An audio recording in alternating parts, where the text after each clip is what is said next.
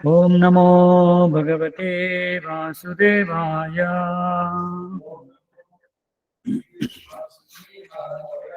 ओम नमो भगवते वासुदेवाय।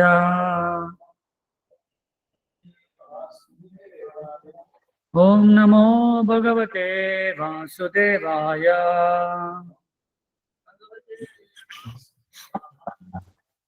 చదువుతున్నది శ్రీమద్ భాగవతము తృతీయ స్కందం అధ్యాయం 31 శ్లోకం సంఖ్య 34. తేషు అశాంతేషు మూఢేషు ఖండిత ఆత్మసు అసాధుషు సంఘం న కుర్యాత్ శోచ్యేషు योषित क्रीडामृगेषु च तेष्वशान्तेषु मूढेषु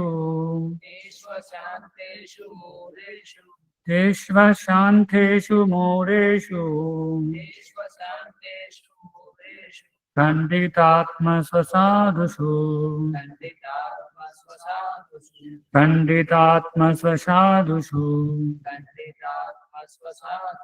संगम न कुर्याच्छेच्छेषु संगम न कुर्याच्छोच्छेषु योषित क्रीडामृगेषु च योषित क्रीडामृगेषु च तेष्वशान्तेषु मूढेषु खण्डितात्मस्वसाधुषु संगम न कुर्याच्छोच्छेषु योषित क्रीडामृगेषु च।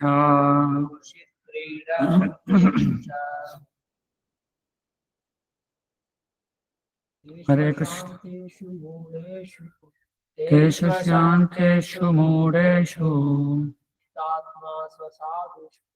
खण्डितात्मा स्वसाधुषु संगम कुर्याच्छोच्छेषु योषित क्रीडामृगेषु च। हरे कृष्ण। ఎవరైనా ఆన్లైన్ ఉన్నవారు చదవచ్చు.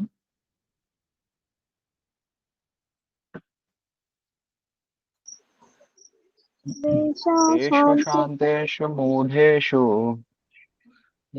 शान्तेषु मूढेषु खण्डितात्मस्वसाधुषु खण्डितात्मस्वसाधुषु संगं न कुर्याच्छोच्छेषु संगं न कुर्याच्छोच्छेषु योषित क्रीडामृगेषु च। योषित क्रीडामृगेषु च।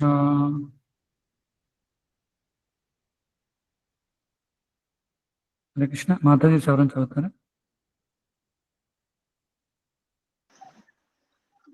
शान्तेषु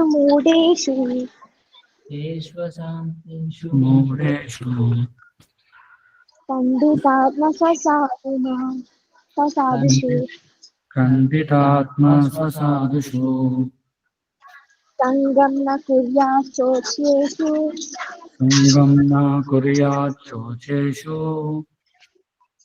योषित क्रीडामृगेषु च। योषित क्रीडामृगेषु च। తత్పదార్థములు తేషు వారితో అశాంతేషు పరమ మూఢేషు మూఢులతో ఖండిత ఆత్మసు ఆత్మానుభవరహితుడు అసాధుషు కుమతి సంగం సాంగత్యము న కుర్యాత్ చేయరాదు శోచ్యేషు దయనీయముగా యోషిత్ స్త్రీల యొక్క క్రీడా మృగేషు జంతులాడు కుక్క చ మరియు తాత్పర్యము మరియు భాష్యం ఇచ్చినటువంటి వారు అభయ చరణారంగ భక్తి వేదాంత స్వామి శ్రీల ప్రభుపాద.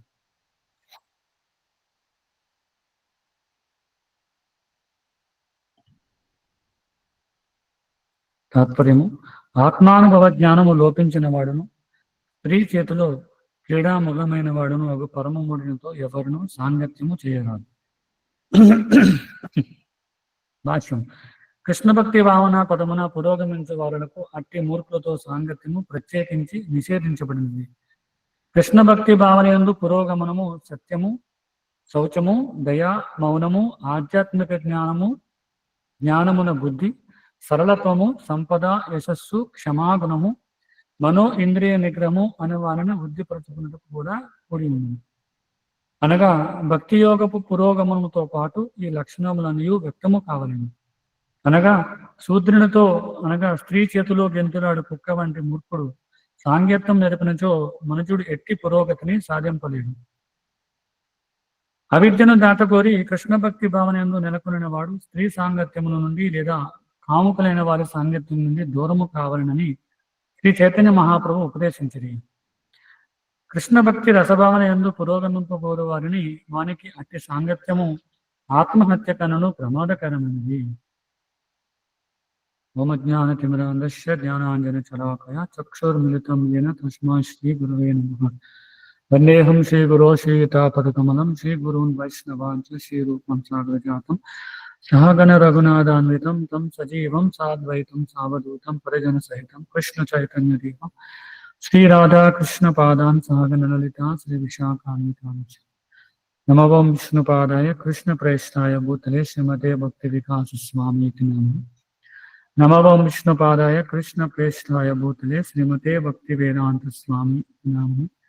నమస్తే సారస్వతే దేవే గౌరవాణి ప్రచారిణి నిర్విశేష శూన్యవాది పాశ్చాత్యధిష్టారిణి.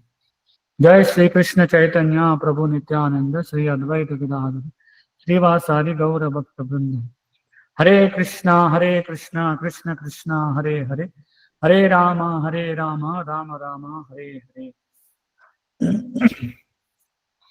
తేష్వశాంతేషు మూఢేషు ఖండితాత్మ సుసాదుషు సంగం నా కుర్యాచోత్యేషు యోత్కృత్ క్రీడామృగేషు. శ్రీమద్ భాగవతం తృతీయ స్కందం 31వ అధ్యాయము 34వ శ్లోకం. అధ్యాయం పేరు జీవుల గతులను గూర్చి కపిల భగవాను ఉపదేశం. మనం గత కొన్ని శ్లోకాలుగా చూస్తే ఎక్కువగా అసత్సంగ త్యాగం నుంచి చెప్తున్నారు. అంటే ఎవరైతే భక్తులు కాదో వాళ్ళ యొక్క సంఘాన్ని త్యజించమని చెప్పి కొన్ని శ్లోకాలుగా మనం చర్చించుకుంటున్నాం. చైతన్య మహాప్రభు చెప్పిన కూడా అటువంటిది. అసత్సంగ త్యాగి ఏ వైష్ణవాచారు. ఎవరైతే ఈ పూర్తిగా కాముకులైనటువంటి వారు ఇంద్రియ భోగ ప్రవృత్తిపై ఉన్నటువంటి వ్యక్తులు ఎవరైతే ఉన్నారో వాళ్ళ యొక్క సాంగత్యాన్ని విడనాడాలి. ఒక వైష్ణవులు అన్నవాళ్ళు అంటే ఆధ్యాత్మికంగా పురోగమనం సాధించాలి అనుకుంటే ఖచ్చితంగా మొదటి నియమం ఏంటంటే ఎవరైతే భౌతికమైన వ్యక్తులు ఉన్నారో పూర్తిగా ఇంద్రియ భోగ వ్యక్తులు ఎవరైతే ఉన్నారో వాళ్ళ యొక్క సాంగత్యాన్ని విడనాడాలి. కాబట్టి ఈ శ్లోకంలో కూడా అదే వివరిస్తున్నారు. ఏంటంటే ఆత్మానుభవ జ్ఞానము లోపించిన వాడు.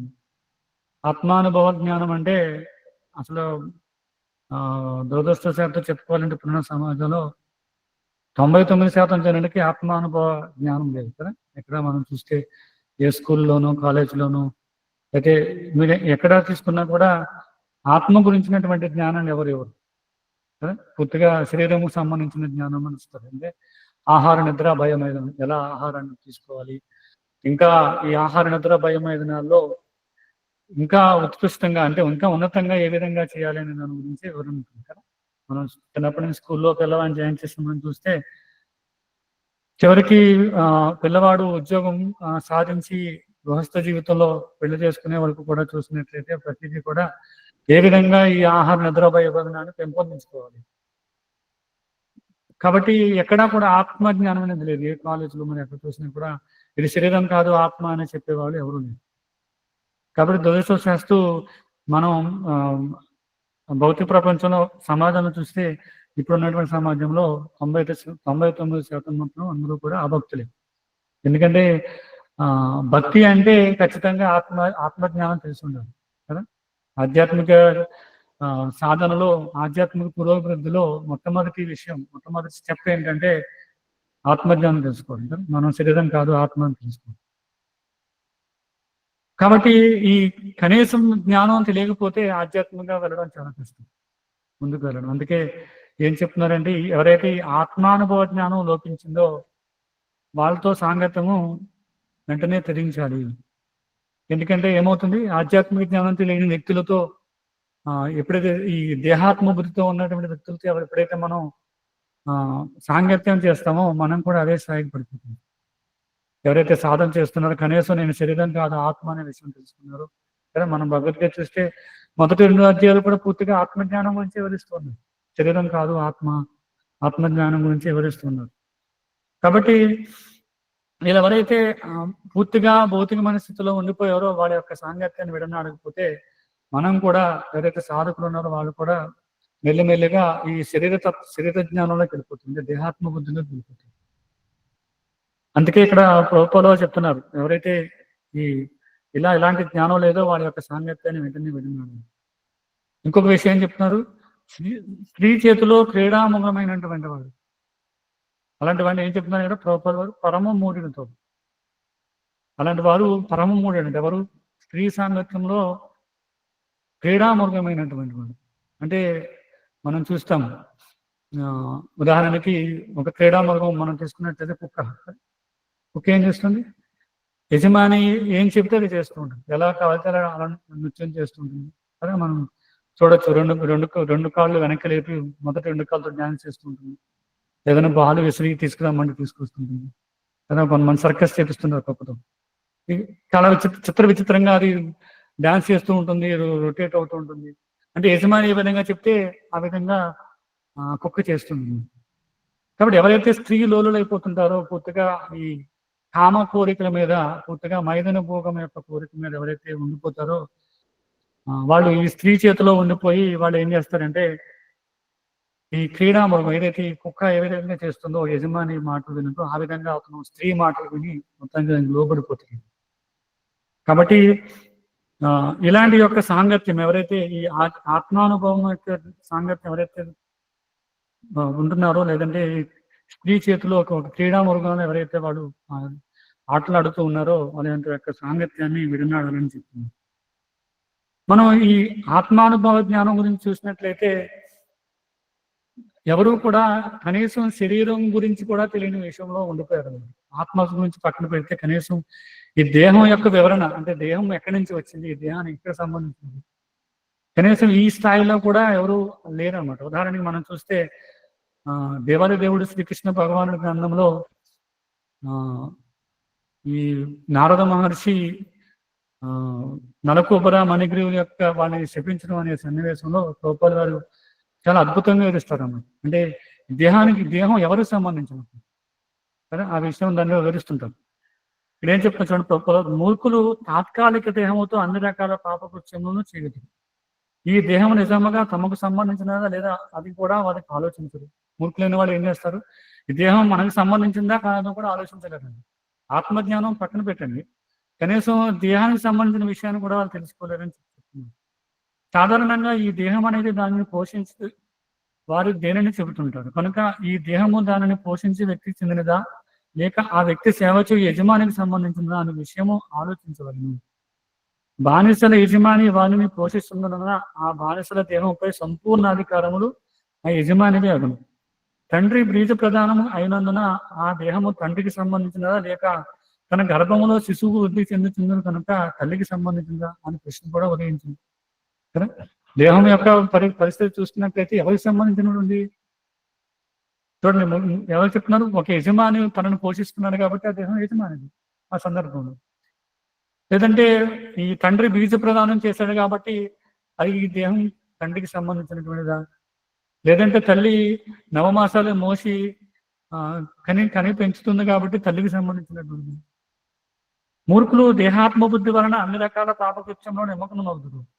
ఈ దేహం ఎవరిది అనే విషయమును వివేకవంతుడు మాత్రమే తెలుస్తుంది. కాబట్టి దేహం ఎవరిది అనేది ఎవరు తెలుసుకుంటారట, వివేకవంతమైన వ్యక్తి మాత్రమే తెలుసుకోవాలి. అవివేకి తన శరీర పోషణ కొరకి ఇతర జంతువును సంహరించును, కానీ ఈ దేహము తనదా, తన తండ్రిదా, తన తల్లిదా అని లేదా తాతదా అనే విషయము ఆలోచించదు. కొన్ని సమయాల్లో తాత లేక తండ్రి తన పుత్రుడి యొక్క పుత్రులను దత్తత తీసుకునే ఉద్దేశంతో తన పుత్రికకు కన్యాదానం చేయవచ్చును. చూడండి ఇప్పుడు ఏమవుతుంది, పితామహుడు అంటారు, అంటే తాత తన పుత్రికకు కుమారుడికి వివాహం చేస్తారట. ఎందుకు? ఆ వివాహం చేయడం ద్వారా ఇంకొక పుత్రుడు పుత్రిక పుడుతుంది, తను నేను దత్తత తీసుకుని నేను తీసుకుంటాను. ఇప్పుడు ఆ సందర్భంలో ఈ దేహం ఎవరిది అవుతుంది?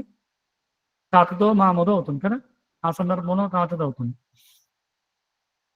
ఈ దేహము బలవంతంగా తన కొరకే పని చేయుచును బలవంతుని కూడా కావచ్చును.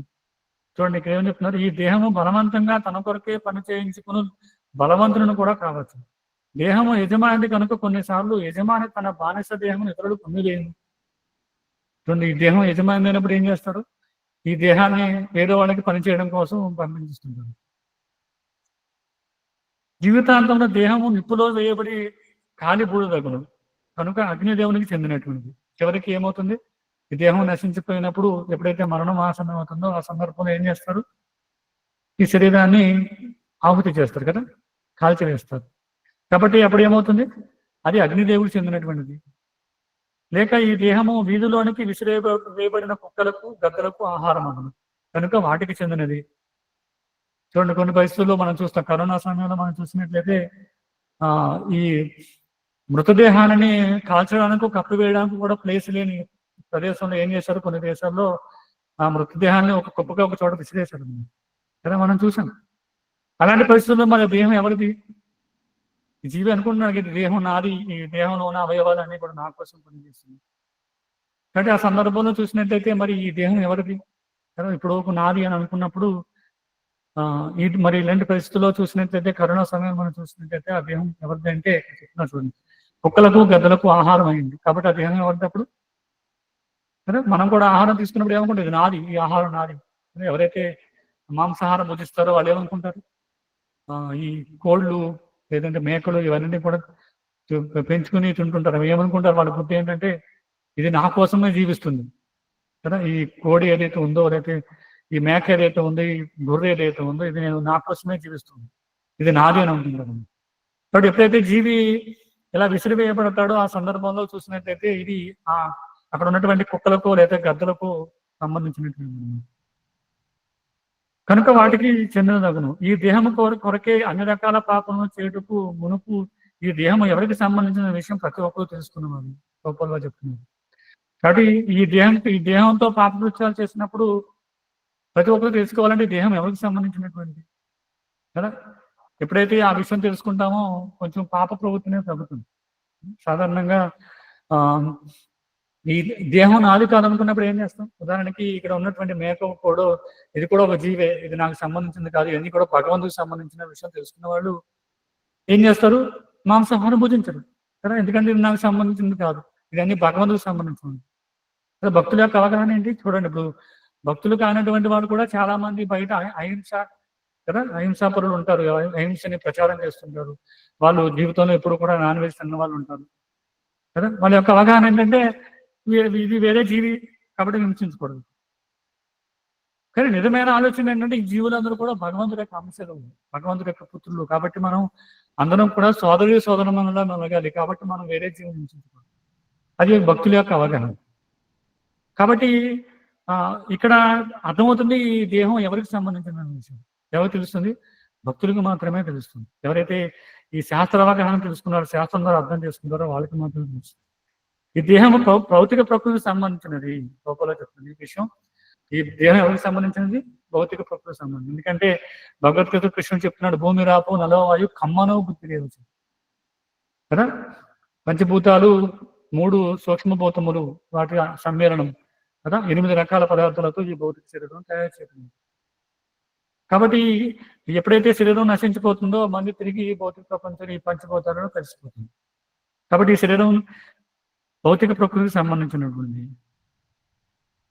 కనుక శరీరము భౌతిక ప్రకృతికి చెందినదని చివరకు నిర్ణయించబడింది. కనుక ఈ దేహము తనది అని ఎవరైనా తప్పుగా భావించరాదు.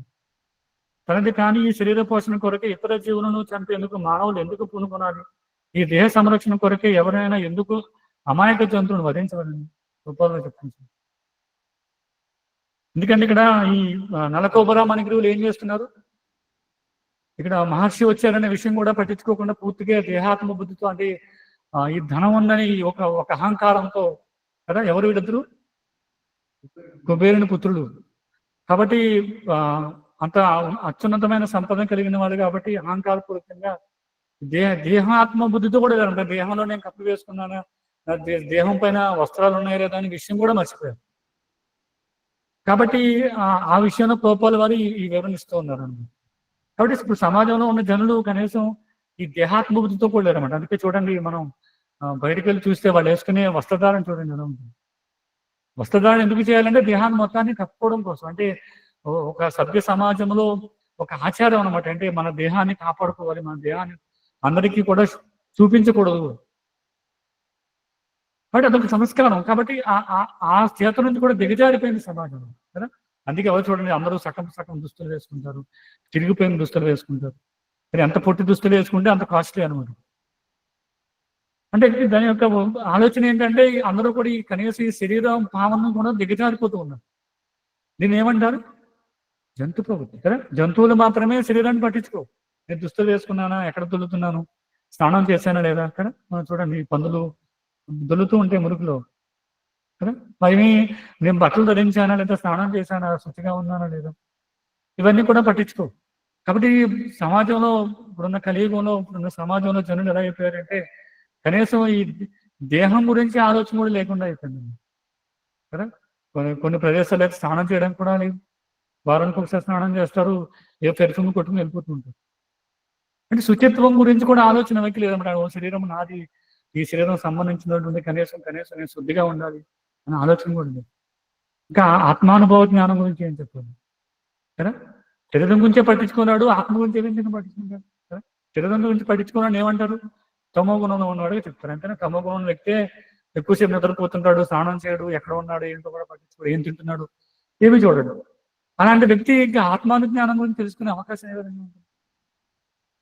కాబట్టి అలాంటి వ్యక్తులతో సాంగత్యం చేయడం వల్ల ఒక భక్తుడి యొక్క పరిస్థితి ఏ విధంగా అయిపోతుంది? తమోగుణంలో పూర్తిగా తమోగుణం ఉన్న వ్యక్తితో సాంగత్యం చేస్తే, ఒక సత్వగుణంలో ఉన్నటువంటి భక్తుడు పూర్తిగా తమోగుణం ఉన్నటువంటి వ్యక్తితో సాంగత్యం చేస్తే ఏమవుతుంది? కాబట్టి అందుకే ప్రభుపాద చూడండి, ఎన్నో శ్లోకాల్లో దీని గురించి నొక్కి చెప్తున్నాము. సాంగత్యం అసత్ సంగత్యాగి ఏ వైష్ణవ చెప్తూ ఉన్నారు. ప్రతిసారి చెప్తూనే ఉన్నారు మీరు ఈ సాంగత్యాన్ని వదిలిపెట్టాలి. కాబట్టి ఇది చాలా చాలా ముఖ్యమైనటువంటి విషయం.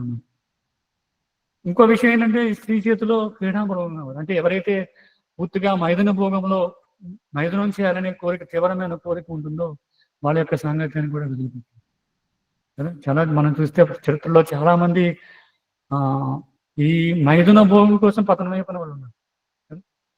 మనం పూర్వం ఎంతో మంది క్షత్రియులు చూడొచ్చు, ఇప్పుడు కలియుగంలో ఇప్పుడున్న సమాజంలో చూడొచ్చు. ఎంతో పెద్ద పెద్ద పెద్ద పదవుల్లో ఉన్న వాళ్ళు ఇలా మైదన భోగం కోసం వేరే స్త్రీతో అక్రమ సంబంధాన్ని పెట్టుకుని వారి యొక్క ఉన్నతమైన స్థాయి నుంచి పతనమైపోవడం కదా మనం చూడొచ్చు. తమిళనాడులో కూడా సోకాళ్ళు బాబాలు కూడా రకరకాల హీరోయిన్లతో అసాంఘిక కార్యక్రమాలు చేస్తూ దొరికేది కదా. కాబట్టి చాలా చాలా ప్రమాదకరమైనటువంటి. కాబట్టి మనం భాగవతంలో 4వ స్కందంలో చూస్తే పురంజనుడి కథ అయిపోతుంది. పురంజనుడు ఏం చేస్తాడంటే తన యొక్క భార్య రాణి అంటే తన రాణితో ఈ విధంగానే సంబంధాన్ని ఏర్పరచుకుంటాడు. పూర్తిగా ఈ మైదన భోగానికి లోనైపోయి పూర్తిగా రాణి ఏం చెప్తే అది చేస్తూ ఆ స్థాయికి దిగజారిపోతుంది. మనం చూస్తే 4వ స్కందంలో అక్కడ చెప్తున్నారు ప్రభుపాల వారు ఆ శ్లోకం యొక్క తాత్పర్యంలో వివరించారు. రాణి మద్యపానం చేసినప్పుడు పురంజనుడు కూడా మద్యపానం త్రాగేవాడు. ఆమె భుజించినప్పుడు అతడు భుజించేవాడు. ఆమె నమిలినప్పుడు నమిలేవాడు. ఆమె పాడినప్పుడు పాడేవాడు. అదేవిధంగా ఆమె ఏడ్చినప్పుడు ఏడ్చేవాడు. నవ్వినప్పుడు నవ్వేవాడు. మాట్లాడినప్పుడు మాట్లాడేవాడు. నడిచిన వెంటనే నడిచేవాడు. ఆమె నిలిచినా అతడు నిలిచేవాడు. శయనించినప్పుడు ఆమెతో పాటు శయనించేవాడు. కూర్చునినా కూర్చునేవాడు. ఏది వినినా దానిని విననివాడు. దాని దేనినైతే గాంచినా దానిని అతడు కాంచేవాడు. ఆమె దేనిని వాసన చూసినా దానిని అతడు ఆగ్రహించేవాడు. ఆమె దేనిని తాకినా దానిని అతడు తాకేవాడు. ఆమె శోకించిన దీనుడే అతడు కూడా శోకించేవాడు. అదే రీతిగా ఆమెకు హర్షము కలిగినప్పుడు హర్షితుడయ్యేవాడు. ఆమె మొదమండేవాడు. దీవి యొక్క పరిస్థితి ఎలా అయిపోతుందంటే చూడండి, తన రాణి ఏమి చేస్తే అది చేయడానికి సిద్ధపడ్డాడు అన్నమాట. అంటే ఎప్పుడూ కూడా ఫాలో అవుతూ ఉంటారు అన్నమాట. చూడండి, గురు శిష్యుల పరంపరలో మనం చూస్తే గురువు ఏ విధంగా ప్రవర్తిస్తున్నాడో, గురువు ఏ విధంగా వర్తిస్తున్నాడో దాన్నే శిష్యులు కూడా ఫాలో అవుతుంటారు. అంటే గురువు ఎలా ప్రవర్తించాలి, ఈ నియమాలు ఏ విధంగా ఉంటాయి అన్నీ కూడా గురువు చెప్తూ ఉంటాడు, గురువు చేస్తూ ఉంటారు, శిష్యులు కూడా దాన్ని అనుసరిస్తూ ఉంటారు. అది ఆధ్యాత్మిక పురోభివృద్ధి కోసం చేసేటువంటి కార్యక్రమం. కానీ ఇక్కడ చూడండి, ఈ పూర్తి తమో గుణంలో పూర్తిగా అజ్ఞానంతో కూడిన వ్యక్తులు ఏం చేస్తారంటే ఒక స్త్రీ ఒక గుప్పిట్లో ఉండిపోతారు అన్నమాట. మనం చెప్పాం కదా, కుక్క ఏ విధంగా ఆడుతుంది, ఆడిస్తుంది. సర్కస్ చేసేవాళ్ళు చూడండి, ఆడిస్తుంటారు కుక్క. ఎలా చెప్తే అని ఆడుతుంది, ట్రైనింగ్ ఇస్తారు, ఎలా చెప్తే అని ఆడుతుంది. దేనికోసం ఆడుతుంది? ఆహారం కోసం కదా, వాళ్ళు పెట్టే మాంసం ముక్కల కోసమో దేనికోసమో ఎలా చెప్తే అని ఆడుతూ ఉంటుంది. కాబట్టి సమాజంలో జనులు కూడా ఆ విధంగా అయిపోయారు అన్నమాట. దేనికోసం అంటే ఒక క్షణికమైన ఆనందం కోసం, తుచ్చమైనటువంటి ఇంద్రియ భోగం కోసం, క్షణకాలం ఇంద్రియ భోగం కోసం ఏం చేస్తారంటే స్త్రీకి లోబడిపోయి స్త్రీ ఎలా చెప్తే అని ఆడుతూ ఉంటుంది. అదేంటండి, మరి సమాజంలో ఇది అవసరం కదా మరి అవసరం కదా. ఆహార నిద్ర భయం ఏదనం చెప్తున్న శాస్త్రాలు ఇవి లేకుండా మా సృష్టి ఎలా ఉంటుంది కదా. కనీస అవసరాలు ఏమని, కానీ ఇవి విపరీత పరిణామంలో ఈ శాస్త్రానికి విరుద్ధంగా జరిగినప్పుడే ప్రమాదం ఎదురవుతుంది. అందుకే వివాహ వ్యవస్థ ఎందుకు ఇవ్వబడిందంటే ఈ మైదనం అనేది సమర్థించబడింది శాస్త్రంలో. కానీ ఎలా? వివాహ వ్యవస్థ ద్వారా ఒక మంచికి సంతానాన్ని కలగజేయడం కోసం మాత్రమే ఈ మైదనం అనేది ఇవ్వబడింది. జీవి భోగించాలని కోరుకుంటున్నాడు కాబట్టి భగవంతుడు ఆ స్థాయిలో వారికి అవకాశం ఇస్తాడు. అది ఎలా అంటే శాస్త్రానుసారంగా వివాహ వ్యవస్థలో ఉండి ఒక భార్యను స్వీకరించి కేవలం ఒక మంచి సంతానం కోసం ఎవరైతే ఇంద్రియ భోగాన్ని చేస్తారో దానిలో తప్పులేదని భగవంతుడు చెప్తున్నాడు కదా. ధర్మానుసారంగా ఏదైతే ఈ మైథునం సుఖం ఏదైతే ఉందో, ఇంద్రియ భోగం ఏదైతే ఉందో దాన్ని భగవంతుడు కూడా అంగీకరించాడు. కాబట్టి అలా చేస్తే తప్పులేదు. కానీ ఇక్కడ విపరీత పరిణామంలో వికృత రూపంలో ఏం చేస్తారంటే ఒక స్త్రీకి లోబడిపోయి, చూడండి మనం చూస్తే ఎన్నో చరిత్రలు ఉన్నాయి. స్త్రీ కోసం యుద్ధాలు జరిగినటువంటి ప్రదేశాలు ఉన్నాయి. కొట్టుకుంటూ ఉంటారు కదా, అన్నదమ్ములు విడిపోతుంటారు. దేనికోసం అంటే వాళ్ళ యొక్క భార్యల కోసం. అన్నదమ్ముల యొక్క సఖ్యత బాగానే ఉన్నా కూడా వివాహం జరిగిన తర్వాత భార్యల కోసం వాళ్ళు కొట్టుకుని చనిపోయిన పరిస్థితి కూడా ఉంది. ఎందుకంటే ఒక స్త్రీ యొక్క సాంగత్యం కోసం కదా. ఎందుకంటే సమాజంలో శాస్త్రంలో చెప్పబడింది స్త్రీ యొక్క ఆలోచన అలాగే ఉంటుంది. అది ఎక్కువ రెట్లు స్త్రీకి కోరిక ఉంటుంది, కామం ఉంటుంది, ఇక కోపం ఉంటుంది, అన్ని రకాలుగా స్త్రీ ఎక్కువ విధంగా ఉంటుందండి. కాబట్టి వాళ్ళని సంతృప్తిపరచడం కోసం పురుషుడు కూడా ఆ స్థాయికి దిగజారిపోతుంటాడు. ఎందుకంటే స్త్రీని సంతృప్తిపరచాలి, ఎందుకంటే ఇద్దరు కూడా ఇంద్రియ భోగ కోరిక ఉంది. కాబట్టి ఆ తుచ్చమైనటువంటి ఆ క్షణికాలం యొక్క ఆనందం కోసం జీవుడు ఎలా పతనమైపోతాడంటే ఈ విధంగా జరుగుతూ ఉంటుంది. భార్య ఏం చెప్తే చేయడం, భార్య ఏ విధంగా మలుచుకుంటే ఆ విధంగా చూడడం. ఇంకా ఆధ్యాత్మిక గురువు, ఆధ్యాత్మిక జ్ఞానం, ఆధ్యాత్మికంగా ముందుకు వెళ్ళడం, ఈ సంగతి అనేది మర్చిపోతుంటాను కదా. చాలా మంది భక్తిలో ఉండే సాధన చేసే వ్యక్తులు కూడా మనం చూడొచ్చు. మన సొంత అంతర్జాతీయ కృష్ణ చైతన్య సంఘంలోనే చాలా మంది యొక్క భక్తుల యొక్క ఉదాహరణ చూడొచ్చు. చాలా మంది సాధన చేస్తూ బాగా ఉదయాన్నే లేచి మంగళారతి కట్టండి అన్ని సాధన చేస్తున్న వ్యక్తులు కూడా చాలా మంది ఈ స్త్రీ యొక్క సాంగత్యంలో, స్త్రీ సాంగత్యం కొరకుని పతనం అయిపోయిన వాళ్ళు ఉన్నారు కదా. మందిరం నుంచి బయటకు వెళ్ళిపోయిన వాళ్ళు ఉన్నారు.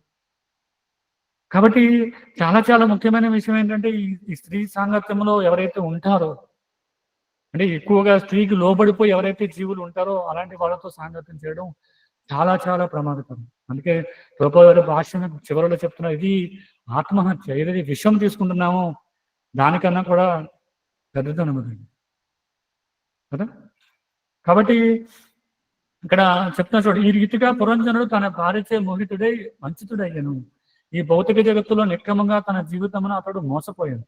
యజమాని ఆజ్ఞానుసారం వర్తించి క్రీడామృగం వలె ఆ దీనుడకు రాజు తన ఇచ్చకు విరుద్ధముగా భార్య వశుడే నిలిచింది. విరుద్ధంగా తన సొంత కోరికకి విరుద్ధంగా భార్య ఏం చెప్తే నడుచుకుంటూ ఉన్నాడు. తన సహజ ప్రవృత్తిని మర్చిపోయాడు, దిగజారిపోయాడు అని చెప్పి ప్రభుపాద వారికి వివరిస్తుంది. కాబట్టి చాలా చాలా ముఖ్యమైన విషయం ఏంటంటే ఇలాంటి వారి యొక్క సాంగత్యాన్ని వెంటనే విడిచిపెట్టాలి. ఎందుకంటే కలియుగ సంఖ్య బలం అన్నారు. కలియుగంలో సాంగత్యం చాలా బలమైనది. మనం ఎప్పుడైతే సాధారణంగా ఒక స్థాయిలో లేనటువంటి భక్తులు ఏమనుకుంటారంటే, నేను సాధన చేస్తున్నాను కదా, రోజు క్రమం తప్పకుండా మంగళారతికి వెళ్తున్నాను, భక్తుల సంగతిలో ఉంటున్నాను, ఇంకా గ్రంథాలు చదువుతున్నాను, కాబట్టి నాకేమీ కాదు, నేను వెళ్ళి ప్రచారం చేయొచ్చు, బయటకు వెళ్ళి ఇలాంటి వ్యక్తులను కూడా వాళ్ళతో కూడా సంఘటన చేయొచ్చు అని అనుకుంటారు. అంటే అది ఒక స్థాయిలో ప్రచారం చేయడం కోసం వెళ్ళి వస్తే సరే పర్వాలేదు, కానీ ఇది ఉన్నతంగా ఎప్పుడు ఫ్రెండ్షిప్ చేయడానికి బాగా క్లోజ్ గా సంఘటన తీసుకోవడానికి ప్రయత్నం చేస్తే ఒక 6 రోజులు సరిపోతుంది పతనం అవ్వడం కదా. ఒక 6 రోజులు సాంగత్యం చేస్తే చాలు ఇప్పుడున్న పరిస్థితుల్లో చాలా సులభం. ఎందుకంటే మాయ చాలా చాలా చాలా బలీయంగా ఉంది కలియుగం. కానీ చెడు విషయాలు తీసుకోవాలని అనుకుంటే, మనం కోరిక ఉన్నా లేకపోయినా కూడా చెడు విషయాలు తీసుకోవాలనుకుంటే వెంటనే పతనం అయిపోతుంది కదా. అర్జునుడు కూడా అదే అడుగుతున్నాడు, ఎందుకు బలవంతంగా ఒక వ్యక్తి నియోజిత, ఎందుకు బలవంతంగా ఒక వ్యక్తి చేయకూడదు అనుకున్నా కూడా పాపకృత్యాలు ఎందుకు దీనిలో ఉండిపోతున్నాడు అంటే కృష్ణుడు చెప్తున్నాడు, కామయేష క్రోధయేష రజోగుణ సముద్రం మహాశనం మహాపాప్మ విద్వేషయుత వైరణం. ఏం చెప్తున్నాడు కృష్ణుడు? కోరిక లేకపోయినా కూడా ఈ భౌతిక ప్రపంచం యొక్క త్రిగుణాలు ఏదైతే ఉన్నాయో, ఈ త్రిగుణాల్లో బంధించబడిన వ్యక్తి ఈ పాపకృత్యాలు నిమగ్నం అవుతుంది. కామయేష క్రోధయేష రజోగుణ సముద్రం, రజోగుణంతో కూడినటువంటి వ్యక్తి ఏం చేస్తారంటే ఈ కోరికల్లో నిమగ్నం అయిపోయి పతనం అయిపోతుంది. అందుకే అనుకోకుండా కూడా పాపాలలో నిమగ్నం అవుతుంది. మనం అనుకోం ఇది మనం పాపం చేయము, మనం సాధన చేస్తున్నాం, భక్తులం కదా, లేదంటే మనం సాంగత్యం ఉంది, మనం జపం చేస్తున్నాం కాబట్టి మనకు ఆ గ్యారెంటీ ఉంది అనుకుంటాం. కానీ ఈ ప్రకృతి త్రిగుణాలు మాత్రం ఎప్పుడు వెంటాడుతూ ఉంటాడు. ఒక పరిపూర్ణమైన స్థాయి, ఉత్తమ శుద్ధ భక్తి స్థాయికి వచ్చే వరకు కూడా ఇది వెంటాడుతూనే ఉంటుంది. కాబట్టి ఎవరు కూడా పొరపాటున నేను రజోగుణానికి అతీతుడిని, నేను తమో గుణానికి అతీతుడిని, నేను ఎప్పుడు సత్వగుణంలో ఉండాలి అనుకుంటే పొరపాటు కదా. కాబట్టి ఈ సత్వ రజస్ తమో గుణాల యొక్క మిళితంలో ఉన్నటువంటి వ్యక్తులు ఎప్పుడూ కూడా ఆలోచిస్తూ ఉండాలి, మనం ఎవరితో సంగతం చేస్తున్నాం. మనం పూర్తిగా సత్వగుణంతో ఉండి పూర్తిగా కృష్ణ చైతన్యంలో సాధన చేసే వ్యక్తులతో సంగతం చేస్తున్నామా, లేదంటే రజో తమో గుణాలతో ఉన్నటువంటి వ్యక్తులతో సంగతం చేస్తున్నామా, ఎంతవరకు మనం వాళ్ళతో ఉండగలుగుతున్నాం, ఎంతసేపు మనం ప్రచారం చేస్తున్నాం, ఎంతవరకు మన యొక్క సాంగత్యాన్ని తీసుకుంటున్న విషయాన్ని ఎప్పటికప్పుడు గమనిస్తూ ఉండాలి అన్నమాట. కాబట్టి ఇక్కడ ప్రభుపాద వారి భాషను చెప్తున్నారు, కృష్ణ భక్తి భావన పదమును పురోగమించే వాళ్ళకు అట్టి మూర్ఖులతో సాంగత్యము ప్రత్యేకించి నిషేధించబడింది. కాబట్టి ఎవరైతే కృష్ణ భక్తి భావన పెంపొందించుకోవాలని ఎవరైతే అనుకుంటున్నారో వాళ్ళకి ఇలాంటి మూర్ఖులు, ఎవరైతే ఆత్మానుభవ జ్ఞానం లోపించినటువంటి వాడు, అలాగే స్త్రీ చేతిలో క్రీడాముఖమైనటువంటి వారి మూర్ఖులు ఎవరైతే ఉన్నారో అలాంటి యొక్క సాంగత్యాన్ని నిషేధించబడింది అని చెప్తుంది. కృష్ణ భక్తి భావన యందు పురోగమనము సత్యము, శోచము, దయా, మౌనము, ఆధ్యాత్మిక జ్ఞానము జ్ఞానమును బుద్ధి, సరళత్వము, సంపద, యశస్సు, క్షమాగుణము, మనో ఇంద్రియ నిగ్రహము అనుభవాన్ని వృద్ధిపరచుకున్నటకు కూడా కూడి ఉంది. చూడండి ఇక్కడ ఏం చెప్తున్నారు, కృష్ణ భక్తి భావన యందు పురోగమనము. ఎప్పుడైతే ఒక వ్యక్తి కృష్ణ భక్తిలో పురోగమనం పొందుతున్నాడో అప్పుడు ఇలాంటి లక్షణాలు కూడా పెంపొందుతాయి. అవి పెంపొందటలేదంటే ఏదో లోపం ఉందని అర్థం కదా. అంటే ఆ జ్ఞానం పెంపొందాలన్నమాట. అంటే ఇక్కడ ఏం చెప్తున్నా చూడండి, సత్యము. కాబట్టి మనం శ్రీమద్ భాగవతము 11వ స్కందంలో చూస్తే 11వ స్కందంలో ఇక్కడ కృష్ణుడు ఉద్ధవుడికి వివరిస్తున్నాడు అన్నమాట. ఉద్ధవుడు అడుగుతాడు రకరకాల లక్షణాలు, భక్తులకు ఉన్న లక్షణాలు ఏ విధంగా ఉంటాయి అని ఉద్ధవుడు అడిగినప్పుడు కృష్ణుడు భాగవతం 11వ స్కందంలో ఉద్ధవుడికి దీని యొక్క వివరణ ఇస్తున్నాడు అన్నమాట, ఈ లక్షణాల యొక్క వివరణ. అక్కడ కృష్ణుడు ఏం చేస్తారంటే ఒక్కొక్క పంక్తి రూపంలో భగవంతుడు ఈ యొక్క లక్షణాల గురించి వివరిస్తూ ఉన్నాడు. అదేంటో మనం ఈరోజు చూద్దాం. ఇక్కడ సత్యం గురించి చెప్తున్నారు. సత్యం అంటే ఇక్కడ కృష్ణుడు వివరించేది సత్యం చ సమదర్శనం. అంటే సత్యం అంటే ఏంటి? సత్యం అంటే మనం చూడొచ్చు ఆధ్యాత్మిక విషయాలని యథాతథంగా అర్థం చేస్తుంది. ఉదాహరణకి దుఃఖాలయం అశాశ్వతం కదా, భౌతిక ప్రపంచం దుఃఖాలయము అశాశ్వతమైనటువంటిది. కాబట్టి అది పరమసత్యం కదా, అది దాన్ని మార్చడానికి లేదు కదా. బ్రహ్మసత్యం, జగత్ మిథ్య అలా చెప్పడానికి లేదు, అది మాయవాదులు మాత్రం చెప్తారు. కానీ మనం చెప్పేది ఏంటంటే ఈ గౌడీ వైష్ణవ సాంప్రదాయంలో చెప్పేది ఏంటంటే అశాశ్వతం. కాబట్టి దుఃఖాలయం అశాశ్వతం అనేది పరమసత్యం అన్నమాట. ఇంకా మనం భగవద్గీత చూస్తే కృష్ణుడు చెప్తున్నాడు అంతవంతమే దేహ నిత్య సోక్తో శరీరం కదా. కృష్ణుడు చెప్తున్నాడు ఈ భౌతిక ప్రపంచం అశాశ్వతమైన ఈ దేహం ఏదైతే ఉందో, ఈ భౌతిక దేహం ఏదైతే ఉందో ఇది శాశ్వతమైనది కాదు, టెంపరీ అని చెప్తుంది. కాబట్టి ఎవరైతే ఇది తెలుసుకుంటారో వాడిని సత్యవంతుడు అంటారు అన్నమాట కదా.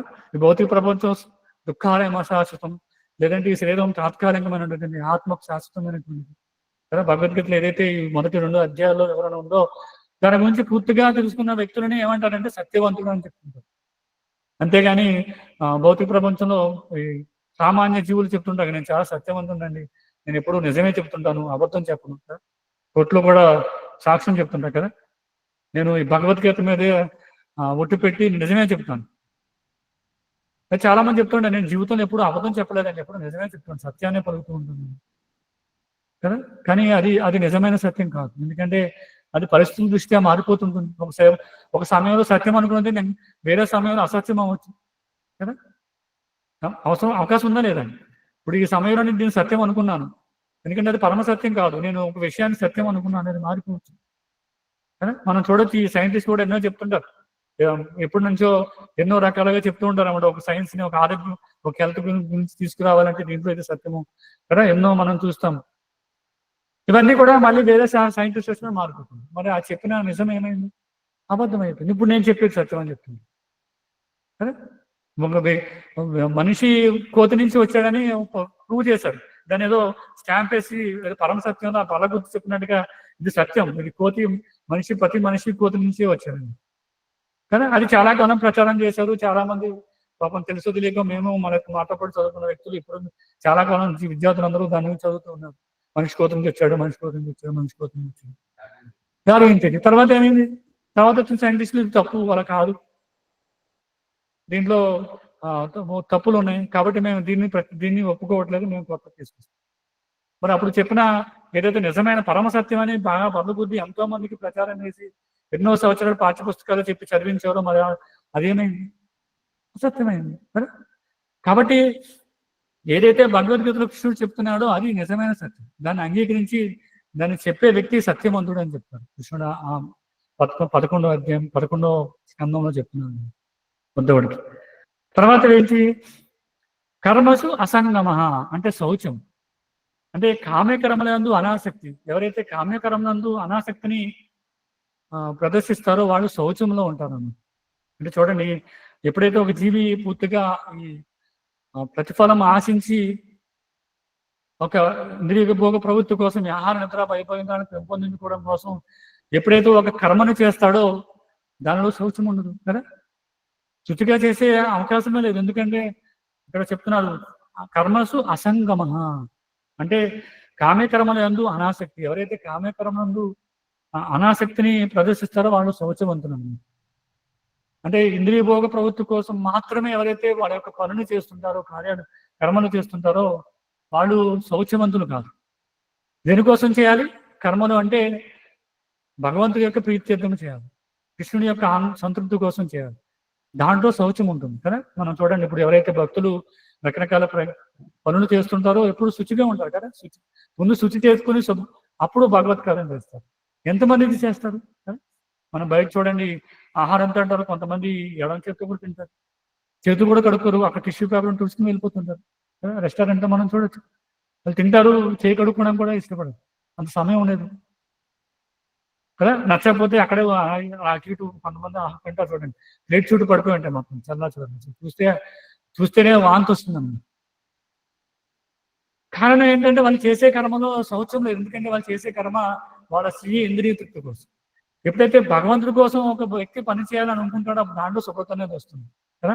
భక్తులు చూడండి, ఏదైనా ట్రై చేయాలంటే ముందు ఆచమనం చేసుకుంటారు, అయితే ఏదైనా నోట్లో వేలు పెట్టుకుంటే వెంటనే కడుక్కుంటారు, తిన్న వెంటనే శుభ్రం చేసుకుంటారు, దంతాలు అంటే నోరు అంతా శుభ్రం చేసుకుంటారు, కాళ్ళు చేతులు కడుక్కుంటారు.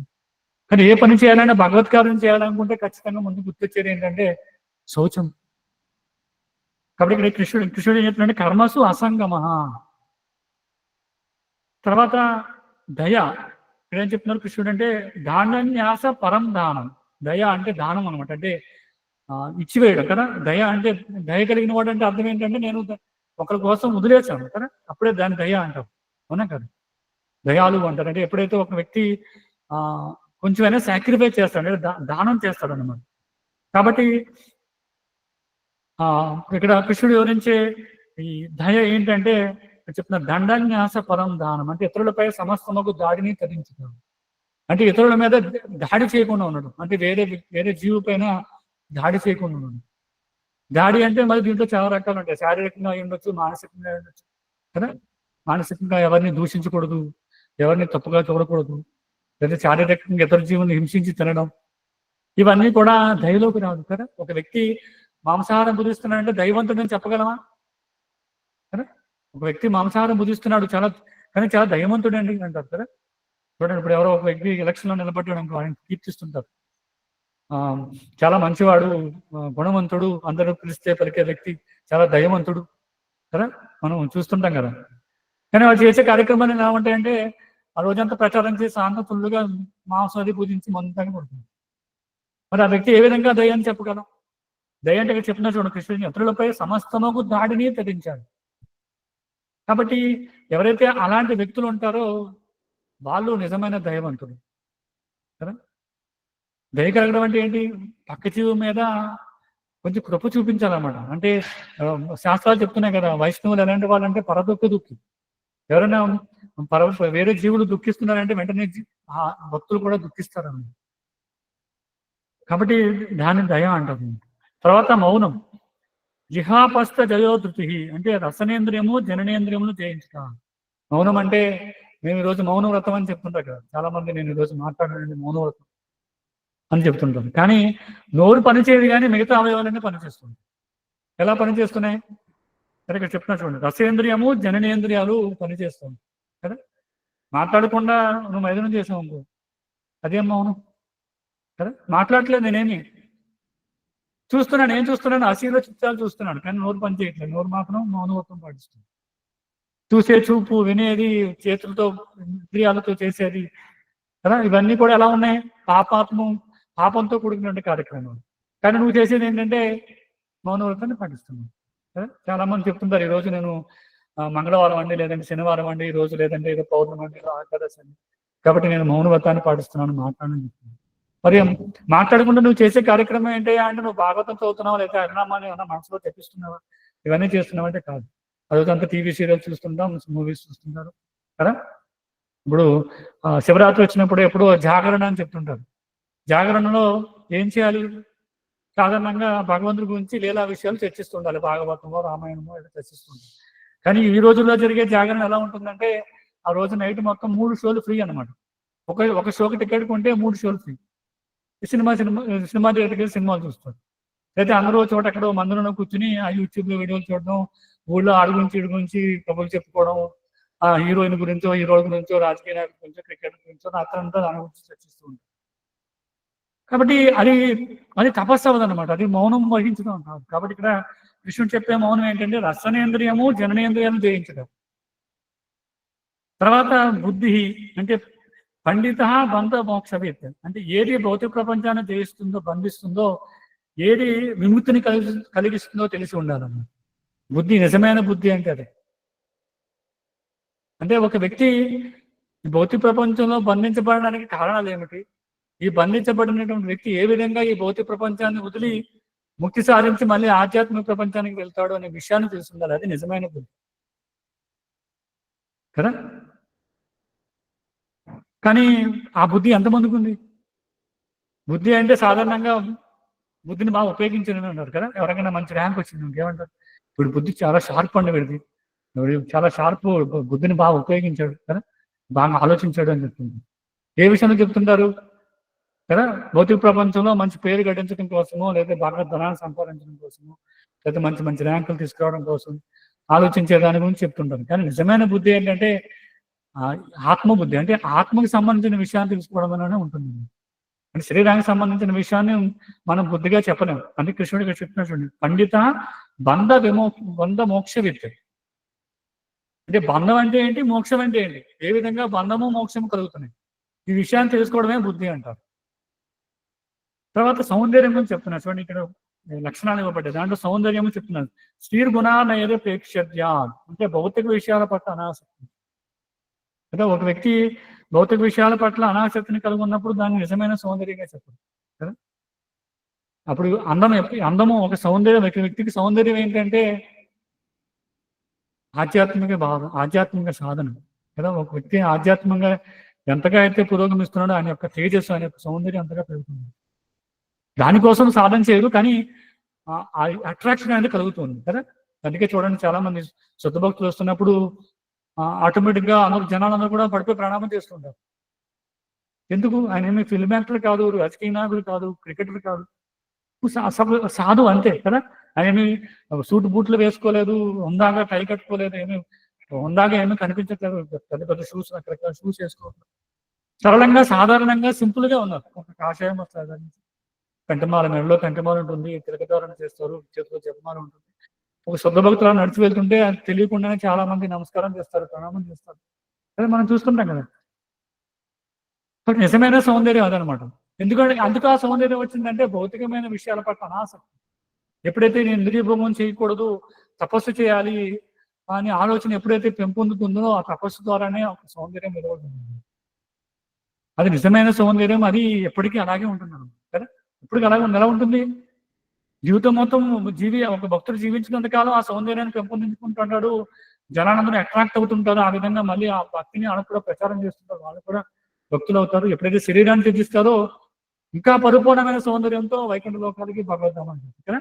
ఎప్పుడైతే ఒక జీవి భగవద్ధామంలోకి ఎలా ఉంటారు, ఇంకా సౌందర్యం. ఏదైతే విష్ణువు ఉంటారో చతుర్భుజ రూపంలో, ఆ విష్ణు యొక్క ఏదైతే యాజ్ ఇట్ ఈస్ గా విష్ణు ఎలా ఉంటారో ఆ విధంగానే ఉంటారు. కానీ నిజమైన సౌందర్యం అక్కడ వస్తుంది అనమాట. కానీ చూడండి, ఒక వ్యక్తి భౌతిక ప్రపంచంలో ఇంద్రియ భోగం చేయాలనే పూర్తిగా ఎప్పుడు పూర్తి అత్యాశతో ఒక వ్యక్తి ఏదో కార్యక్రమాలు చేస్తున్నాము సేపు వాళ్ళ యొక్క ముఖంలో ఆ తేజస్సు ఉండదు అనమాట కదా. నిరాశ, నిస్పృహ కదా. ఒక వ్యక్తి పూర్తిగా కోరుకున్నాడు ఇంద్రియ భోగం చేయాలి, నాకు ఇది సంపాదించాలి, నాకు ఇది దక్కాలని బాగా తీవ్ర ప్రయత్నం చేసినప్పుడు ఆ తీవ్ర ప్రయత్నం ఏమవుతుంది? అలసట వస్తుంది కదా. ఆ ఫలితం ఫలించిన కొంత సమయం కొంచెం ఆనందంగా కనిపిస్తాడు, నవ్వుతూ ఉంటాడు, అందరినీ విష్ చేస్తుంటాడు. కానీ దుఃఖం అది విఫలమైతే అసలు చూడలేదు ఏం ఫేస్ కదా.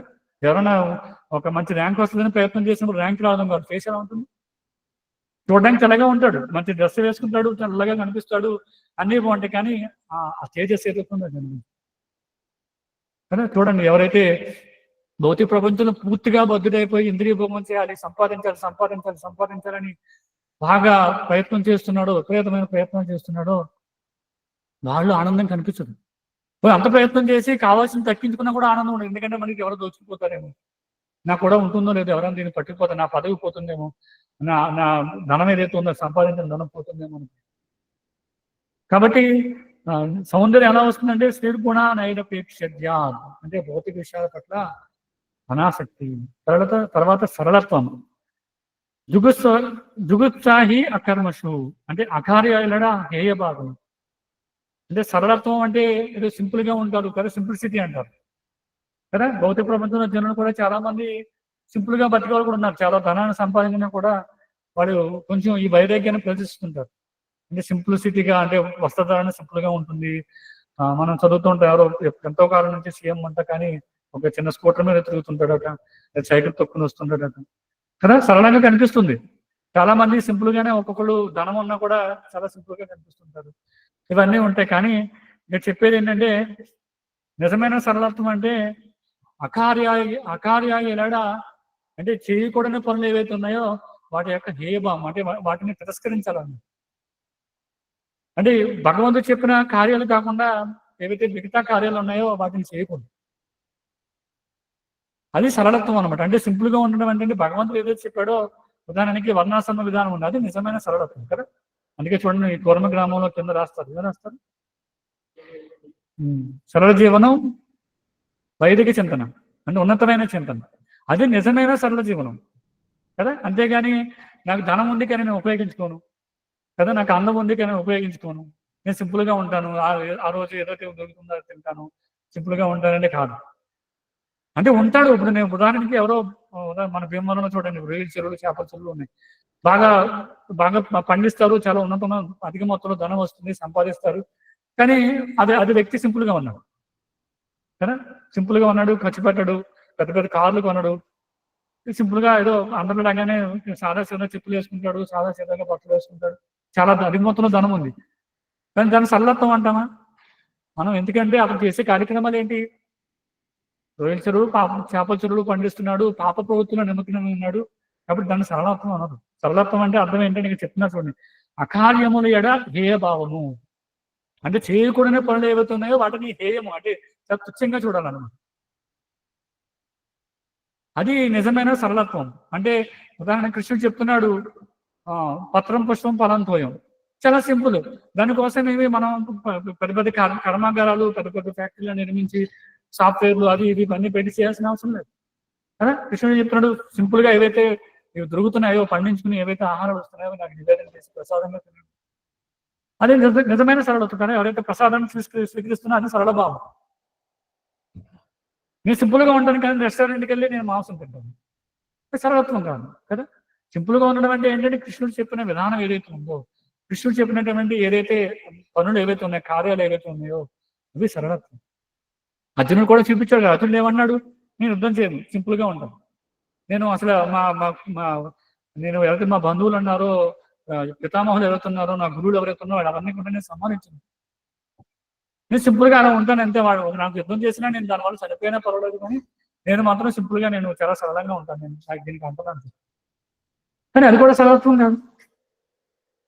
కృష్ణుడు చెప్పిన విషయం చేస్తేనే అది సరళ భావం అన్నమాట. ఎందుకంటే కృష్ణుడు చెప్తున్నాడు సరళంగా జీవ ఎలా బ్రతకాలి, ఎలా ఆధ్యాత్మికంగా ముందుకు వెళ్ళాలి, ఏ విధంగా తిరిగి మళ్ళీ భగవద్ధామం చేరు అనే విషయాలు భగవద్గీతలో వివరించారు. కాబట్టి ఎవరైతే దాన్ని స్వీకరిస్తారో వాళ్ళు సరళంగా జీవిస్తుంటారు.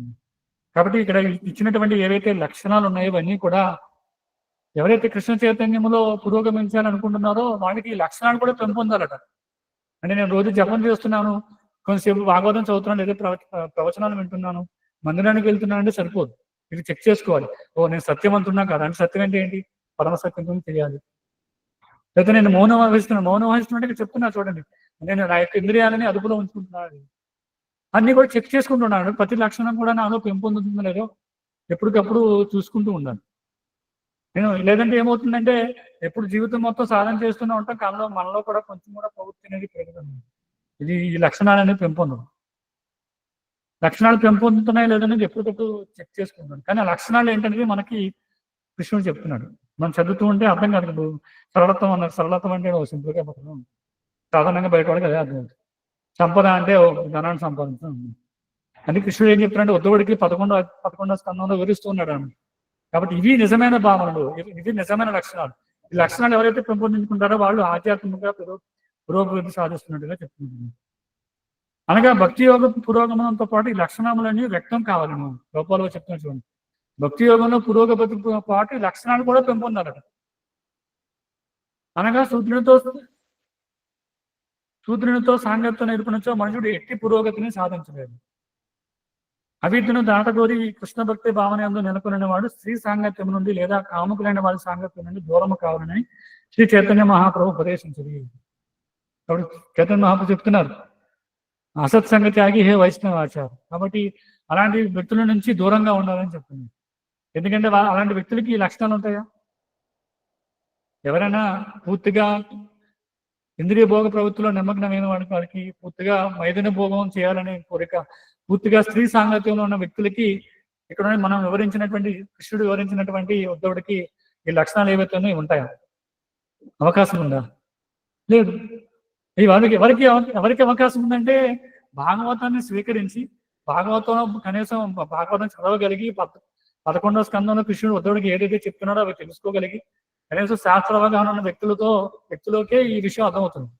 ఈ లక్షణాలు ఉన్నవి, ఈ లక్షణాలు ఎవరైతే పెంపొందించుకుంటారో అలాంటి వాళ్ళతో సాంగత్యం. ఇక్కడికి మన యొక్క సాంగత్యం ఏ విధంగా ఉండాలంటే ఈ లక్షణాలు ఎవరిలో ఉన్నాయి అవి చూసుకుని వాళ్ళతో సాంగత్యం చేయాలి. ఇవి ఎవరికి ఉంటాయంటే సాధారణంగా భక్తులందరికీ కూడా ఎంతో కొంత స్థాయిలో ఈ లక్షణాలు ఉంటాయి కదా. ఇప్పుడు సత్యం అని చెప్తున్నా ఎవరికి ఖచ్చితంగా అంతర్జాతీయ కృష్ణ చేత సంఘంలో సాధన చేసేవాడు ఖచ్చితంగా ఈ విషయం తెలుసు. ఎందుకంటే భగవద్గీత మొదట్లో చెప్తున్నాడు కృష్ణుడు, అంతవంత ఏమే దేహం, లేదంటే అశాశ్వతం దుఃఖాలయం అశాశ్వతం అని చెప్తూ ఉన్నాడు. కానీ సాధారణంగా భక్తులకి ఈ విషయాలు తెలుస్తాయి, విషయాలు ఏంటని. కాబట్టి ఇక్కడ చెప్తున్నారు అలాంటి వ్యక్తుల యొక్క సాంగత్యాన్ని విడిచిపెట్టాలి. అవిద్యను దాటగోరి కృష్ణ భక్తి భావన నెలకొన్న వాడు స్త్రీ సాంగత్యం నుండి లేదా కాముకమైన వారి సాంగత్యం నుండి దూరం కావాలని శ్రీ చైతన్య మహాప్రభు ఉపదేశించింది. కృష్ణ భక్తి రసభావన యందు పురోగమించే వారికి అట్టి సాంగత్యము ఆత్మహత్య కన్నా ప్రమాదకరమైనది. రెండు గోపాల్ వారు చివరిలో చెప్తున్నారు, ఆత్మహత్య కన్నా ప్రమాదకరమైనది.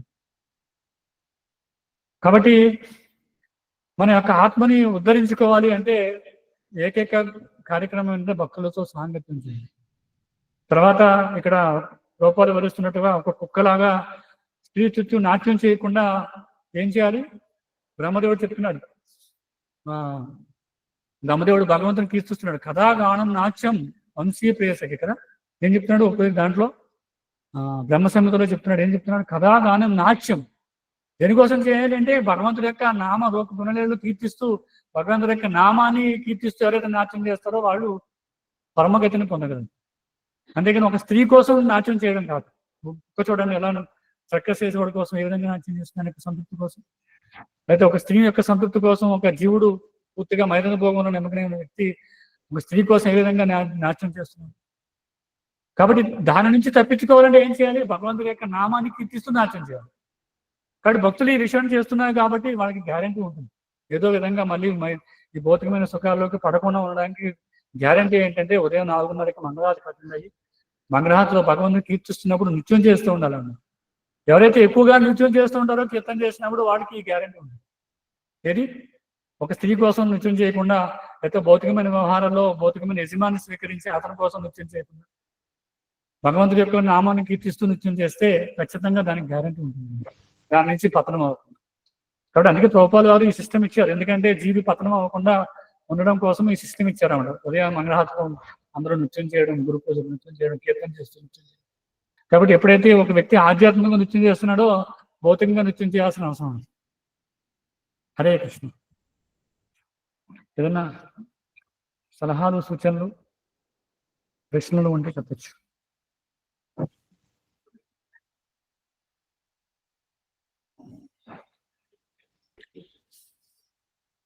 ఎవరికైనా ప్రశ్నలు ఉన్నాయా?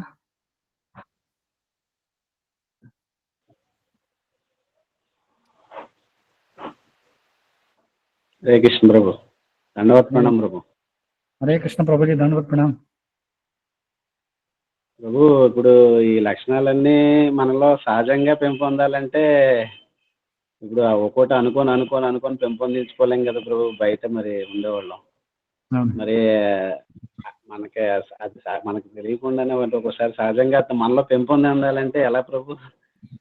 పెంపొందాలంటే మొదటి విషయం ఇప్పుడు లక్షణాల యొక్క వివరణ తెలిసి ఉండాలి కదా. ఇప్పుడు మనం చర్చించుకున్న లక్షణాలు దాంట్లో చాలా మందికి ఒకటి రెండు నాకైతే నాకు తెలియదు.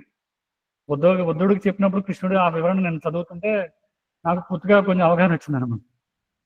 కాబట్టి ఆ ముందు ఆ లక్షణాల గురించి తెలుసుకుంటుంటే అర్థమవుతుంది. ఇంకోటి సాధారణంగా కొన్ని లక్షణాలు ఆటోమేటిక్గా పెంపొందుతాయి. ఎప్పుడు సాధన పరిపూర్ణంగా చేసినప్పుడు, సాధన పవిత్రీకరణంగా చేసినప్పుడు, సాధనలో లోపం లేకుండా మనం ఎంత బాగా జపం చేస్తున్నామో వీటి మీద ఆధారపడి కూడా లక్షణాలు పెంపొందుతాయి. అంతేగాని మనం లక్షణాలు పెంపొందించుకోవడం కోసం సాధన చేయాలి. సాధన చేస్తుంటేనే ఆటోమేటిక్గా లక్షణాలు పెంపొందుతాయి. కానీ ఇవి మనం గుర్తించలేకపోవచ్చు, గురువు గుర్తిస్తారు. చాలా ముఖ్యమైన విషయం. అంటే ఈ లక్షణాలు మనలో ఏమైనా లోటుపాట్లు ఉన్నాయనేది ఎవరు గుర్తిస్తారంటే ఆధ్యాత్మిక గురువు గుర్తిస్తారు. అందుకే ఈ గురు శిష్య పరంపర అనేది చాలా చాలా ముఖ్యమైనది. మనం గురువు అండలో లేకుండా సాధన చేసినా కూడా ఏమవుతుందంటే మనం సాధన చేస్తుంటాం కానీ ఈ లక్షణాలు ఎక్కడ లోపం ఉంటుంది. అప్పుడు దాన్ని ఎవరు గుర్తిస్తారంటే మనం గుర్తించే స్థాయిలో లేము. అందుకే కదా మన యొక్క పరిస్థితి ఏంటంటే మనలో నాకు మంచి లక్షణాలు ఉన్నాయి, చెడు లక్షణాలు ఉన్నాయి గుర్తించుకునే పరిస్థితిలో కూడా మనం లేవు. ఎక్కువగా సాధారణంగా జీవులు మంచి లక్షణాలు మాత్రమే గుర్తిస్తారు. అప్పుడు నాలో ఉన్న తప్పు లక్షణాలు ఏవైతే ఉన్నాయో, నాలో ఉన్న లోపాలు ఏవైతే ఉన్నాయో దాన్ని నేను గుర్తించలేను. ఎవరైనా చెప్పినప్పుడు ఒప్పుకోను. ఎందుకంటే మిథ్యాహంకారం, అహంకారంతో ఉన్న జీవుడు ఏం చేస్తారంటే సాధారణంగా తప్పులను ఒప్పుకోడు అనమాట. అందుకోసమే గురువు ఉన్నది. గురువు ఏం చేస్తారంటే మనలో ఉన్న తప్పులన్నీ కూడా లక్షణాలు పెంపొందించుకోవడం కోసం మనలో ఏవైతే చెడు లక్షణాలు ఉన్నాయో వాటిని గుర్తిస్తారు, మనకు చెప్తారు. ఆ సమయంలో మనం వెంటనే అంగీకరించాము, గురువు గారు మీకు చెప్పింది కరెక్టే ఏమో, నాకు తెలియదు, నేను గుర్తించలేకపోయాను, క్షమించండి, నేను మళ్ళీ దీన్ని రెక్టిఫై చేసుకుంటాను అని చెప్పి మనం వెంటనే అంగీకరించామనుకో, అప్పుడు ఏవైతే మంచి లక్షణాలు ఉన్నాయో అవి పెంపొందుతాయి. ఆ సమయంలో కూడా మనం చెప్పేవాళ్ళు నాకు తెలియదండి, నేను చూసుకోలేదండి, నాకు తెలుసులే అని చెప్పి అహంకారంతో ఉన్నాం అనుకోండి, ఎప్పటికీ ఈ లక్షణాలు పెంపొందదు. అందుకే ఈ గురు శిష్య పరంపర అనేది చాలా చాలా చాలా ముఖ్యమైనది. లక్షణాలు పెంపొందించుకున్న కోసం అదే కదా గురువు చేసేది. ఏంటి, చెడు లక్షణాలు ఏమున్నాయో వాటిని తీసేస్తుంటాడు, మంచి లక్షణాలు పెంపొందించేలాగా మనకి హితోపదేశాలు చేస్తుంటారు. చూడండి, విదుడు కూడా కృష్ణుడు చెప్తున్నాడు ఈ లక్షణాల గురించి, లేదంటే అర్థం కూడా తెలుసుకోవచ్చు. కదా? హరే కృష్ణ. ఇంకేమన్నా ప్రశ్నలు ఉన్నాయా? హరే కృష్ణ ప్రభుజీ. హరే కృష్ణ. ప్రభు ఇది మామూలుగా సరళత్వము మన గుణాల ప్రభావంలో పడకుండా మామూలుగా భక్తులు సత్వగుణంలో ఉన్నారు అని తెలుసుకోవడానికి మనకు చెప్పబడింది ప్రభు. అంటే రజగుణంలో లేడు ఈ వ్యక్తి సత్వగుణంలో ఉన్నారు, స్థిరపడ్డారు అనే దానికి ఏదైనా ఉదాహరణలు మనం గమనించవచ్చు. భగవద్గీతలో కృష్ణుడు చెప్తున్నాడు కదా, 16 అధ్యాయాలు చూస్తే మొత్తం వివరణంతా దాని గురించి ఉంటుంది.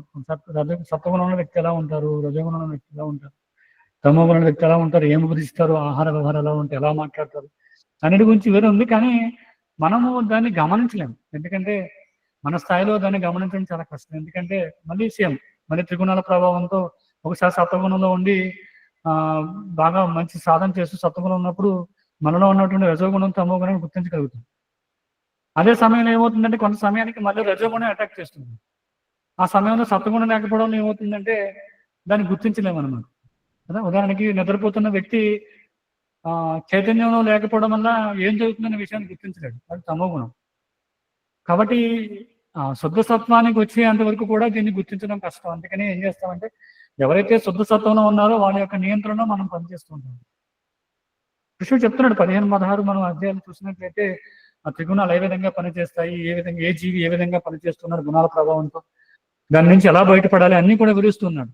మనకి అర్థమవుతుంది, చదవడం ద్వారా అర్థమవుతుంది, ఇది అనేది తెలుస్తుంది. కానీ మళ్ళీ ఈ త్రిగుణాలు అప్ అండ్ డౌన్స్ అవడం వల్ల ఏమవుతుందంటే మళ్ళీ మర్చిపోతుంటాం, దాన్ని గుర్తించలేము. కాబట్టి ఎవరైతే ఈ సత్వగుణం దాటి కూడా వెళ్ళాలన్నమాట. ఎందుకంటే సత్వగుణం కూడా సంఖ్యలే కదా.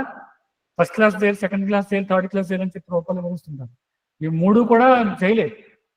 కాబట్టి ఈ జైలు నుంచి బయటపడిన వ్యక్తులు ఎవరైతే ఉన్నారో ముక్త పురుషులు, వాళ్ళ ద్వారా మనం అర్థం చేసుకోగలుగుతాం. అందుకే విషయం ఈ గురు శిష్య పరంపర అనేది చాలా గురువుని స్వీకరించడం అనేది చాలా ముఖ్యమైన విషయం. అంటే ఆ విధంగా మనం ఏ గుణం ఉన్నది మనం కూడా తెలియదు. ఎందుకంటే మన గుణాలు మారుతూ ఉంటే మనం అనుకుంటే ఉదయాన్నే మనం జపం చేసేసాను, బాగుంది, కొంచెంసేపు సాధన చేశాను, చదివాను, కాబట్టి నేను సత్వగుణం ఉన్నాను, బాగుంది, నేను ప్రశాంతంగా ఉంది అనిపిస్తుంది. కానీ మధ్యాహ్నం అయ్యేటప్పటికి మళ్ళీ మొబైల్ చేతిలోకి వస్తుంది, లేదంటే ఏదో వేరే కార్యక్రమాలు వస్తుంది, ఎవరో సాంగత్యం వస్తుంటుంది, మళ్ళీ ఆ సత్వగుణం పోయి రజోగుణంలో పడిపోతుంది. అప్పుడు మనం గుర్తించలేం. ఎందుకంటే రజోగుణ ప్రభావం అది కదా. రజోగుణం ఏం చేస్తుందంటే మనిషిలో ఉన్నటువంటి మంచి లక్షణాన్ని కప్పివేస్తూ ఉంటుందండి. అప్పుడు ఏమవుతుందంటే మనం గుర్తించలేక ఇది కూడా మంచిది అనుకుంటాం. కాబట్టి ఈ ఫ్లక్చువేషన్ ఏదైతే ఉందో దాని నుంచి బయటపడాలంటే ఎవరైతే ఈ శుద్ధ సత్వ స్థాయిలో ఉన్నారో మనం అనుసరిస్తూ ఉంటే ఎప్పటికైనా ఆ స్థాయికి రాగలం. అందుకే ఈ ఆధ్యాత్మిక సాధన చాలా ముఖ్యం. గీతలో 16వ అధ్యాయం 15-16 అధ్యాయాలు పూర్తిగా కూడా మీరు చూసినట్లయితే వీరి గురించి వివరిస్తూ ఉన్నారు. దైవాసన స్వభావాలు కానీ, గుణాల యొక్క ప్రభావం కానీ అన్ని కూడా ఈ గుణాల మీద ఆధారపడే వివరిస్తూ ఉన్నారు. చదివితే అర్థమవుతుంది, కానీ మనం దాన్ని గుర్తించలేము. దురదృష్టం అన్నమాట. ఎందుకంటే భౌతిక ప్రపంచంలో ఉన్న మనతో సాంగత్యం, రకరకాల వ్యాపారాలు, ఉద్యోగాలు అన్నిట్లో నిమగ్నం ఉంటాం. కాబట్టి మనం సాధారణంగా గుర్తించలేము. ఎప్పుడైతే నిరంతరం క్రమం తప్పకుండా సాధన చేస్తున్నామో ఖచ్చితంగా ఆ స్థాయికి వెళ్ళే అవకాశం ఉంటుంది. అంతేగాని మనం ఇలా గుర్తించలేం కాబట్టి మన పరిస్థితి ఏంటి అనుకోవడం లేదు.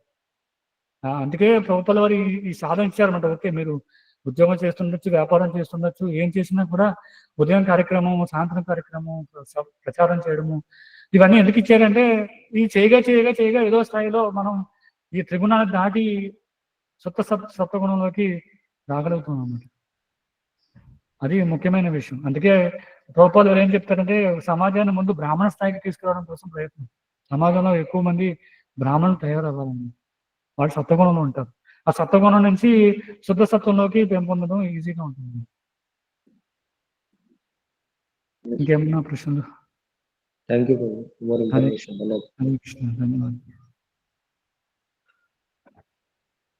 ग्रंथ श्रीमद् भागवतम की जय, जगद्गुरु श्रील प्रभुपाद की जय।